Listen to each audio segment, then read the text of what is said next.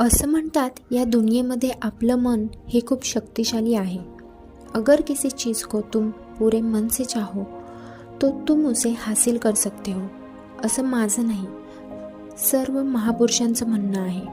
पण जर हे सत्य आहे तर आपण जे मनापासून मागतो ते आपल्याला का बरं नाही मिळत? कोणत्याच माणसाला दुःख मागायला आवडणार आहे का? पण तसं असतं तर तो दुःखी राहिला नसता।